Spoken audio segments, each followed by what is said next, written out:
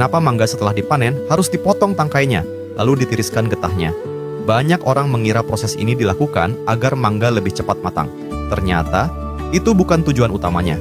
Sesaat setelah dipanen, bagian pangkal tangkai mangga dipotong agar sisa getah dapat keluar. Mangga kemudian diletakkan dalam posisi terbalik, sehingga seluruh getah menetes habis tanpa mengenai kulit buah.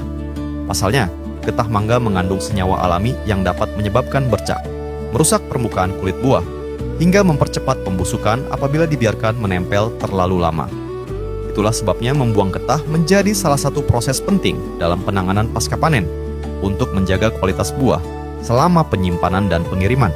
Meski begitu, membuang getah memang membantu menjaga kondisi buah selama proses pemeraman, sehingga pematangannya dapat berlangsung lebih baik. Namun, itu baru salah satu bagian dari proses. Cara mangga dipanen ternyata juga tidak kalah penting.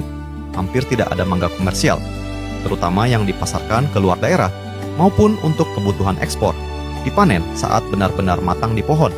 Buah biasanya dipetik ketika sudah memasuki fase tua atau matang fisiologis, yaitu saat daging buah telah berkembang sempurna dan mampu melanjutkan proses pematangan meskipun sudah dipetik. Pada tahap ini teksturnya memang masih keras dan rasanya cenderung masam.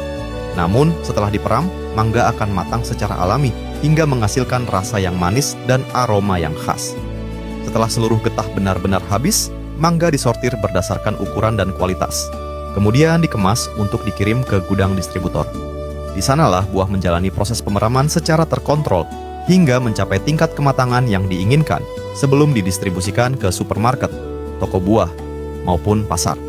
Berkat rangkaian proses inilah mangga dapat menempuh perjalanan ratusan bahkan ribuan kilometer tanpa cepat rusak, lalu matang pada waktu yang tepat saat akhirnya sampai ke tangan konsumen.